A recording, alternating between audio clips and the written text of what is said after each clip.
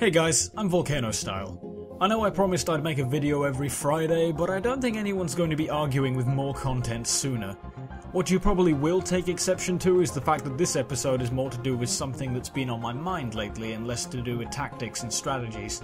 So if you're interested in general Twisted Treeline discussion, then keep listening, but if you're only really watching these for looking for ranked tactics, then feel free to stop watching and join me for the metagame episode on Friday. Don't forget to click the like button! You remember back in the preview video I made a joke about people rushing to make 3v3 teams in order to get War Hero Jano last minute?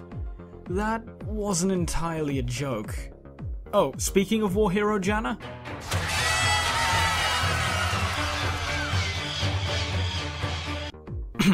Sorry. Anyway, I frequent the 3v3 chat in the North American servers, and I've started noticing a particular trend. A number of people would come in trying to start brand new 3v3 teams while insisting that the people join them be good. Sometimes they'd name a particular ELO threshold, an ELO threshold they hadn't even reached themselves in any queue, and saying that they were going for gold or even platinum. Other chats I frequented and other players I talked to also had a bit of a consistent opinion. The Twisted Treeline was a joke of a map while simultaneously arranging teams hoping to boost their ELO past what they were currently at in solo queue or 5s. So, it made me wonder, why is Twisted Treeline considered the easy map? In fact, a better question would be, why is Twisted Treeline considered a bad map? The question's mostly rhetorical. There are plenty of factors that prevent Twisted Treeline being competitive in the same way that Summoner's Rift is, the most glaring of which being the jungle. It's a problem that's bad enough that most Twisted Treeline players and normals I've found are actually surprised to learn that jungling is a thing that people can do. On Summoner's Rift, both sides have the same jungle, and it's generally accepted that junglers won't run into each other unless one side makes a conscious effort to invade or counter jungle. And even then, there's only so much blue side top lane can do to stop their red buff being taken, for example. With Twisted Treeline, there's effectively one jungle split between 6. Top lane is typically within range to help if something goes bad in the jungle, and if the fight turns into more of a skirmish, then it's not impossible for bot lane to turn up in time as well, and for what started as two junglers accidentally bumping heads turns onto a full-on team fight. But even if we ignore the size of the map for a moment, let's consider if there are theoretically 2 jungles split right down the centre of Ebonmoor and Grez. Each side has 2 minor camps and 1 buff camp. That's balanced, right? Well, no. On Summoner's Rift, it's a common tactic for Shyvana to take Wraith's red buff and start looking for ganks, right? Imagine if instead of Wraiths, Golems appeared instead, and then after taking a pounding from them, instead of finding red, you found a buff you couldn't even kill and he had to either recall or go looking for another minor camp to stall for time and levels. Consider if blue gets a Wraith camp, a Wolf camp and a Ghast camp, and purple gets a Tri-camp, a Golem camp and a Rabid Wolf camp. If the purple side jungler doesn't feel comfortable taking Rabid Wolf but thinks he can take Ghast, is it worth him straying into his opponent's jungle? How does he know the camp hasn't been taken or if the jungler isn't there waiting for him? How does he know there's even a Ghast camp on blue side? If we go under the assumption that both sides are playing junglers actually capable of taking all the camps one in a row, pro tip, actually attempting this will end badly for you, then you can see that purple comes ahead in XP and blue comes out ahead on gold. I just hope the purple side's been chugging health pots like they're going out of fashion because he's had a way harder time of it than blue has. Obviously this situation is purely theoretical, but as someone who mains jungle on Twisted Treeline, it's frustrating. Nunu in particular has a tactic that's incredible for level 1 ganks, that can't be done if a Ghast buff doesn't spawn. And Nunu is only one of a handful that can actually deal with the buff camps without having to stall for time for a Madrid's Razor. Let's consider why the Summoner's Rift jungle remake was made. Riot made the camps easier to kill and shifted the gold XP values in favour of 1 main creep per camp. This reduced the risk to players without runes without swinging too heavily in favour of those who had them.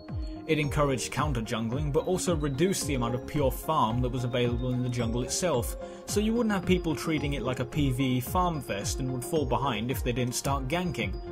But the jungle underwent another change a while before that, before LoL was even taken seriously competitively. If you go back to one of my Crumbling Centurion's earlier LoL videos on this channel, you can see a wolf camp spawning where golems are.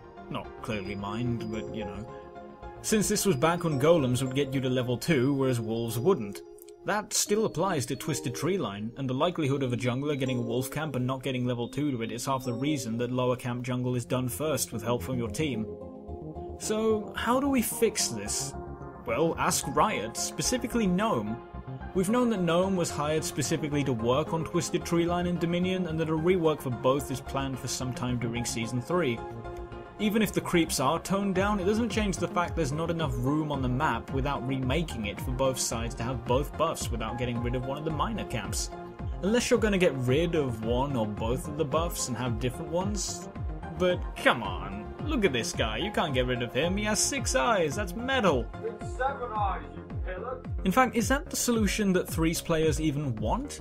I've heard from some players that they actually enjoy the challenge aspect from the randomness, but then the question is whether the randomness makes the challenge too artificial. So that's one problem, but what about the others? I mean, yes, the strange pathfinding and the fog of war is equally peculiar, and the game is a bit strange when it comes to defense, but that only explains why Twisted Treeline is considered a bad map.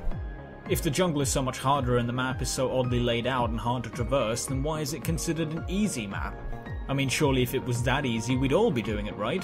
I mean, it's what I did. Back at the end of Season 1, I did the exact same thing that a lot of people probably watching this video are doing now. The season was coming to an end, and there was no hope in hell of me getting to a decent ELO at solo queue or 5s in time. So, why not play Twisted Treeline? I mean, no one plays Twisted Treeline. Since games are so short, I'll probably be 1400 ELO by the end of the night. I had no idea what I was doing. I think I ended up something like 6-6 at the end of Season 1 as far as 3s went. If you're watching this video, I'm sure you're familiar with what a pub stomp champion is. You know, Master Yi, Tryndamere. The general definition of a pub stomp champion, don't quote me on this, is someone who excels, providing the enemy team is tangibly worse. Champions who excel picking off others in a 1v1 situation if the enemy is dumb enough to have 1v1 fights with them. Champions who against organised teams aren't going to accomplish much because they're never going to get a chance to get in and do their thing if they even get to the farm in the first place. I appreciate that's not the most concrete definition. I'm sure there's plenty of people who can play Yi and Tryndamere and other supposed pub stompers at high elo. But when I say pub stompers, you must have at least a few champions that come to mind. Then you probably know that these are the sort of champions that tend to excel on Twisted Treeline, if only because dedicated supports and AP champions aren't played as much. And there's a bit of a difference between a 5v5 stalemate and 3v3 smashing your toys together, which is how teamfights tend to go. Teamfights?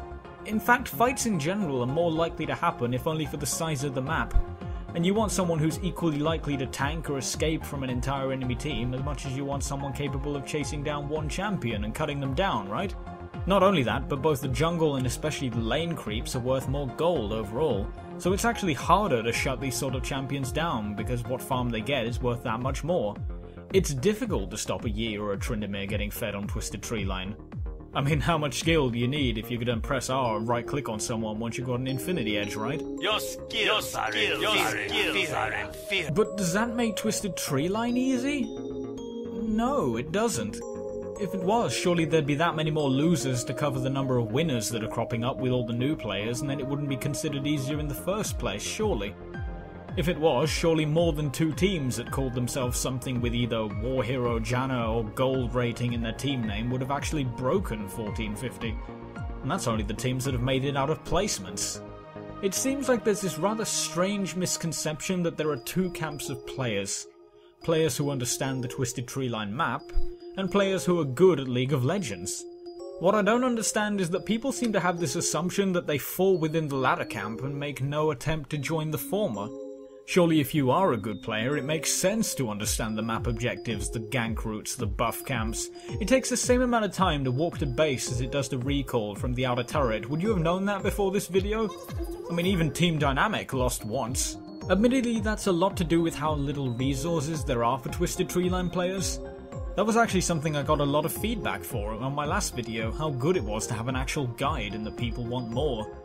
There are still a few out there. The same day as the first episode, Sam of Gucci Gaming, who are currently #1 ranked in 3s, posted a tier list for Twisted Treeline. I've put a link to it in the description of this video and I recommend giving it a read.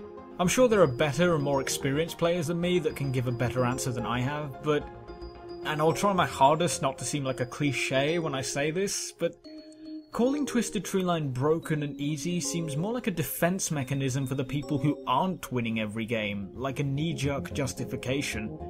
And if it is broken, then I guess the rest of us are just exploiting it a little better. Part of this issue can possibly be attributed to the metagame, but since that's the central focus of this Friday's episode, I'll leave the topic here. If you have your own opinion, feel free to leave a comment down below and send the video to people you think can make an input as well. Anything to help the channel grow and hopefully build a better picture of what's actually wrong with Twisted Treeline so we can fix it. It'll make Gnome's job easier at the very least.